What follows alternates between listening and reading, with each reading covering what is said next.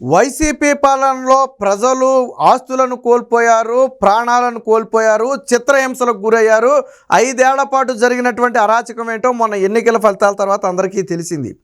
అయితే మరి ఆస్తులు కోల్పోయిన వాళ్ళు ఈరోజు నూతన ప్రభుత్వం ఏర్పడిన తర్వాత ఒక ఆశతో బయటికి రావటం మొదలయ్యారు. మొన్న ఏదైతే మదనపల్లి సబ్ కలెక్టర్ ఆఫీసులో జరిగినటువంటి ఫైర్ యాక్సిడెంట్ తరువాత ఫిర్యాదులు స్వీకరించడానికి రెవెన్యూ శాఖ కార్యదర్శిగా ఉన్నటువంటి సిసోడియా వచ్చారో, అనూహ్యంగా ఊహించని విధంగా వందల సంఖ్యలో ప్రజలు వచ్చి అక్కడ కంప్లైంట్లు అయితే ఇవ్వడం జరిగింది. ఆ రోజు ప్రభుత్వమే ఆశ్చర్యపోయింది. పెద్దిరెడ్డి రామచంద్రారెడ్డి మీద వచ్చినటువంటి కంప్లైంట్లు చూసి ప్రభుత్వమే ఆశ్చర్యపోయింది. అది స్ఫూర్తితో తీసుకుని ఎప్పుడైతే మదనపల్లిలో ప్రజల్లో చైతన్యం వచ్చిందో ఆ స్ఫూర్తితో ఇప్పుడు రాష్ట్ర వ్యాప్తంగా కూడా ప్రజలైతే బయటకు వస్తున్నారు.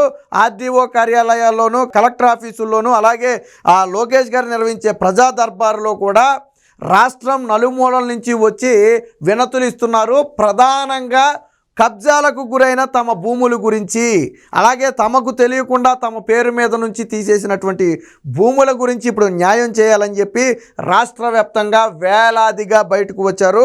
తాజాగా భోగాపురంలో కూడా అక్కడ సబ్ కలెక్టర్ ఆఫీస్కి వెళ్ళిపోయి ఆర్డీఓ కార్యాలయానికి జనం తండోపతండాలుగా వచ్చారు. ఏదో చీమలు చూడండి, చీమల పుట్టలోంచి ఒకేసారి ఏ విధంగా అయితే వస్తాయో అలాగే ఇప్పుడు వైసీపీ బాధితులందరూ కూడా ఒక్కసారిగా బయటకు వచ్చే పరిస్థితి.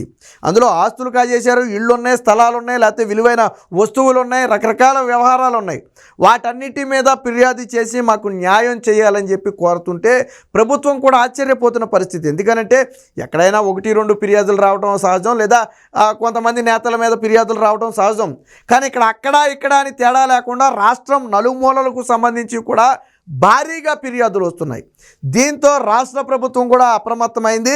ఖచ్చితంగా ప్రజలు ఏదైతే గత 5 ఏళ్లలో అరాచకాలను అనుభవించారో వారికి ఉపశమనం కల్పించాల్సిన బాధ్యత ఉంది. దీని మీద పూర్తిస్థాయి విచారణ చేసి ఎక్కడికక్కడ ప్రజల సమస్యలను పరిష్కరించడానికి అవసరమైతే ప్రత్యేక యంత్రాంగాన్ని కూడా ఏర్పాటు చేయాలని చెప్పి ప్రభుత్వం భావిస్తున్నట్టుగా తెలుస్తుంది. అంటే జగన్మోహన్ రెడ్డి ఏమో ఆంధ్రాలో ఉండడు, ఆయన ఆల్రెడీ బెంగళూరు బారిపోయాడు. ఈ నెలన్నర 50 రోజుల వ్యవధిలోనే 3 సార్లు బెంగళూరు వెళ్ళిపోయాడు జగన్మోహన్ రెడ్డి. గతంలో హైదరాబాద్ వెళ్ళేవాడు, అప్పుడు కేసీఆర్ ఇక్కడ ఉన్న ముఖ్యమంత్రిగా ఉన్నప్పుడు దర్జాగా హైదరాబాద్ వెళ్ళేవాడు. ఇప్పుడు కాంగ్రెస్ ప్రభుత్వం ఎక్కడ ఉండటంతో హైదరాబాద్ వెళ్ళడానికి ముఖం జల్లక కొన్ని వ్యవహారాలు చక్కబెట్టాలంటే రహస్యంగా ఉండాలి కాబట్టి బెంగళూరు వెళ్తున్నాడు. అక్కడికైతే లోనికి ఎవరిని రానివ్వరు. సో అక్కడైతే ఈ 2 ప్రభుత్వాలతో సంబంధమే లేదు కాబట్టి అక్కడ తన వ్యవహారాలు చక్కబెట్టుకునే ప్రయత్నం చేస్తున్నాడు. 10 ఏళ్ల తర్వాత వెళ్ళాడు.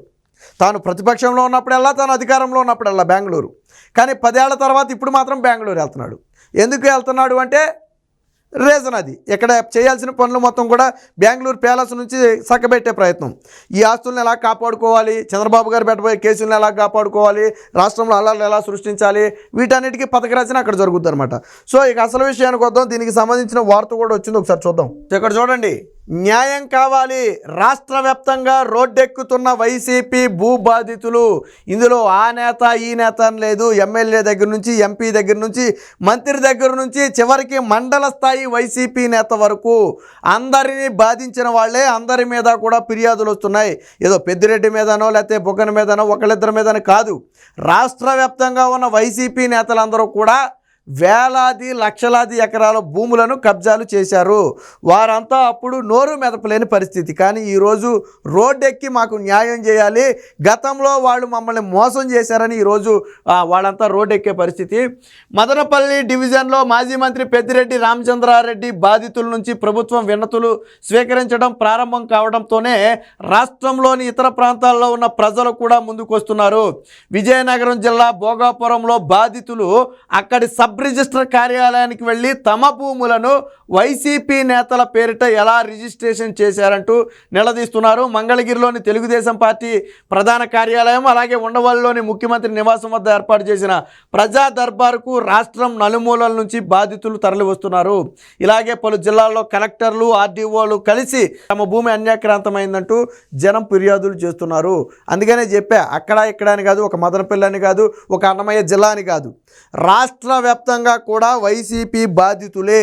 మొన్న ప్రజలు ఎందుకు అంత స్పష్టమైన తీర్పు ఇచ్చారు, ఎందుకు జగన్మోహన్ రెడ్డికి ప్రతిపక్ష హోదా కూడా ఇవ్వలేదు అంటే ఇదిగో ఇది ప్రధాన కారణం.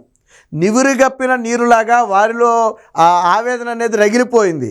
అది 5 సెంట్లు కావచ్చు, ఎకరం కావచ్చు, 10 ఎకరాలు కావచ్చు. భూమిని స్వాధీనం చేసుకుంటే ఎదురించలేని పరిస్థితి. కోర్టులకు వెళ్ళినా కానీ కోర్టుల నుంచి విముక్తి వచ్చినా వీళ్ళు వదిలిపెట్టని పరిస్థితి.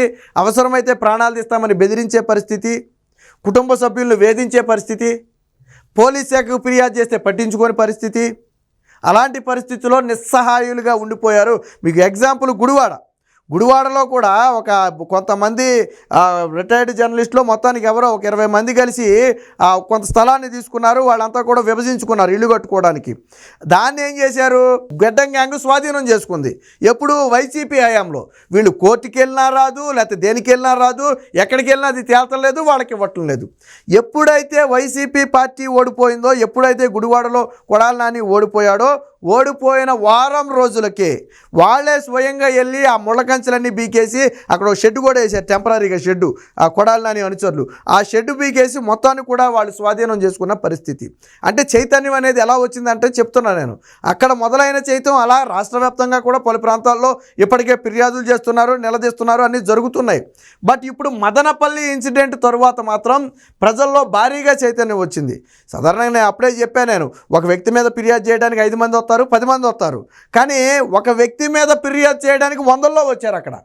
సో అప్పుడు వాళ్ళే బయటకు వచ్చి ధైర్యంగా పెద్దిరెడ్డి లాంటి ఒక వ్యక్తి మీదే ఫిర్యాదు చేస్తే ఇక మనం మిగిలిన నేతల మీద ఫిర్యాదు చేయకపోతే ఇంకా మనం ఎందుకు అనుకున్నారో ఏమో తెలియదు. కానీ ఈరోజు తండోపతండాలుగా, అందుకే చెప్పింది, చీమల పొట్టలో నుంచి వచ్చినట్టుగా ప్రజలందరూ కూడా వివిధ ప్రభుత్వ కార్యాలయాలకు వెళ్ళి, అది ఆర్డీఓ కార్యాలయం కావచ్చు, కలెక్టరేట్ కావచ్చు, లేదా మండల స్థాయిలో ఎంఆర్ఓ కార్యాలయం కావచ్చు, లేదా ప్రజా దర్బార్ కావచ్చు, లేదా పార్టీ ఆఫీసులో నిర్వహించే వినతుల పత్రం కావచ్చు, ఎక్కడ ఏ కార్యక్రమం అయినా కానీ ప్రజలు మాత్రం చీమల దండులాగా వెళ్ళి తమ సమస్యలను అయితే వివరిస్తున్నారు. అసలు ఇన్ని సమస్యలను ఎలా పరిష్కరించాలో ప్రభుత్వానికి అర్థం కాని పరిస్థితి. ఎందుకంటే 1-2 వేలల్లో దరఖాస్తులు వస్తున్నాయి. వాటి మొత్తాన్ని కూడా విశ్లేషించాలి, అది నిజమో కాదో పరిశీలించాలి, వారికి న్యాయం చేయాలి. సో ప్రభుత్వానికి అతిపెద్ద సవాలుగా మారింది. కానీ ఖచ్చితంగా చేయాలి. ఎందుకంటే ఇప్పుడు నా భూమి ఉందండి, నా భూమిని వేరొకరు కబ్జా చేసుకుంటే ఖచ్చితంగా అది తప్పే. ఒకవేళ నేను బలహీనుడిని అయ్యుండి అడగలేకపోతే ఇప్పుడు ప్రభుత్వంలో బలం తెచ్చుకుని దాన్ని తిరిగి నేను స్వాధీనం చేసుకోవాలి. దానికి ప్రభుత్వం అండ కావాలి. ఇప్పుడు ప్రజలు కోరుకునేది అదే. ఒకప్పుడు మేము బలహీనులం, ఇప్పుడు ప్రభుత్వమే మాకు అండ, ప్రభుత్వమే మాకు బలం, ప్రభుత్వమే మా భూమిని మాకు తిరిగి ఇప్పించాలి. మరి వాళ్ళు నమ్మి ఓట్లేసింది అందుకే కదా. ఈ ప్రభుత్వం వస్తే పోయిన మన భూమి తిరిగి వస్తుందని ఒక నమ్మకంతోనే వాళ్ళు ఓట్లేశారు. సో ఆ బాధ్యత కూడా ఇప్పుడు కూటమి ప్రభుత్వం మీద ఉంది.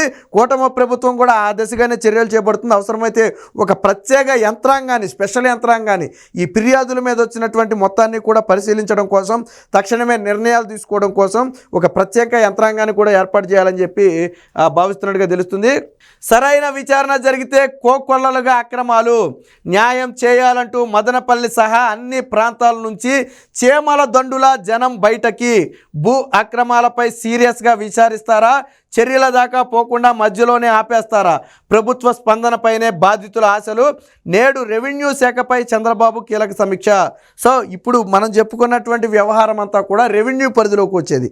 ఈ ల్యాండు, భూమి, ఇవన్నీ కూడా ఆస్తులన్నీ కూడా రెవెన్యూ శాఖ పరిధిలోకి వచ్చేవి. కాబట్టి ఈరోజు రెవెన్యూ శాఖ మీద ఒక కీలక సమీక్ష అయితే ముఖ్యమంత్రి చంద్రబాబు గారు చేయబోతున్నారు.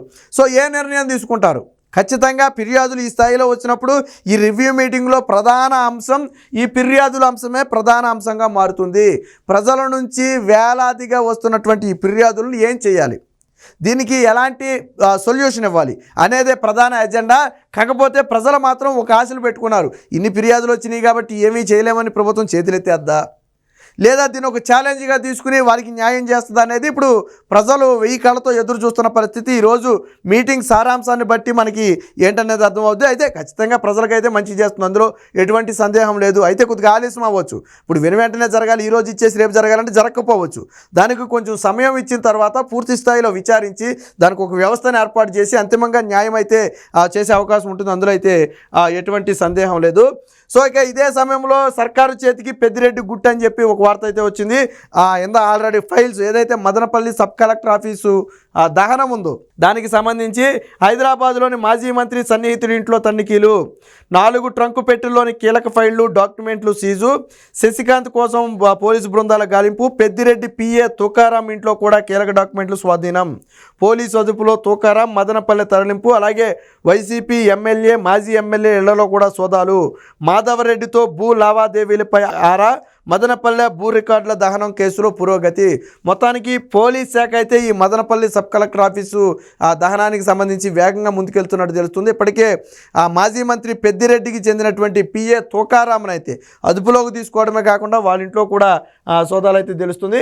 ఇక విజయనగరం జిల్లా భోగాపురంలోని సబ్ కలెక్టర్ కార్యాలయానికి పోటెత్తినటువంటి బాధితులు అని చెప్పి ఒక ఫైల్ ఫోటో అయితే వేయటం జరిగింది. ఇది మొత్తంగా రాష్ట్ర వ్యాప్తంగా వైసీపీ బాధితులు తండోపతండాలుగా బయటకు వస్తున్నారు. ఏదో జాతరలలోనో తిరలాన్లోనో ప్రజలు బయటికి వెళ్ళినట్టుగా ఇప్పుడు వైసీపీ అరాచకాల మీద మొరబెట్టుకోవడానికి బయటకు వస్తున్నారు. ఖచ్చితంగా ప్రభుత్వం వారందరికీ అండగా నిలబడాల్సిన అవసరం ఉంది. అలాగే అదే సమయంలో ఈ వ్యవహారాలకు పాల్పడిన వారి మీద కఠిన చర్యలు తీసుకోవాలా. రేపటి రోజున ప్రభుత్వాలు శాశ్వతంగా ఉండొచ్చు, ఉండకపోవచ్చు. రేపు ప్రభుత్వాలు మారినా ఇలాంటి ఆకృత్యాలకు పాల్పడితే భవిష్యత్తులో ఎలాంటి పరిణామాలు ఎదుర్కోవాల్సి వస్తుందనేది అందరికీ కూడా తెలిసి రావాలి. అలాగే ఎవరైతే విచ్చలవిడిగా భూదందాలు చేశారో వారి మీద కఠిన చట్టాల కింద సెక్షన్లు నమోదు చేసి అరెస్టు చేయకపోతే తరువాత మళ్ళీ పార్టీగానా ఏదన్నా అధికారం మారితే మళ్ళీ వాళ్ళది అదే పందా అవుద్ది. జగన్మోహన్ రెడ్డి గారు దీని గురించి మాత్రం నోరు మెదపడు. ఆయన రాష్ట్రంలో జరిగిన దేని గురించి అయినా మాట్లాడతాడు, కానీ ఆయన హయాంలో జరిగిన అవినీతి అక్రమాల గురించి వస్తున్నటువంటి ఫిర్యాదుల గురించి మాత్రం ఆయన నోరు మెదపడు. సో ఇది మొత్తంగా రాష్ట్ర వ్యాప్తంగా ఉన్న పరిస్థితి. ఖచ్చితంగా చంద్రబాబు గారు వీరందరికీ న్యాయం చేయాలని చెప్పి ఇప్పుడు రాష్ట్ర ప్రజలందరూ కూడా కోరుకునే పరిస్థితి.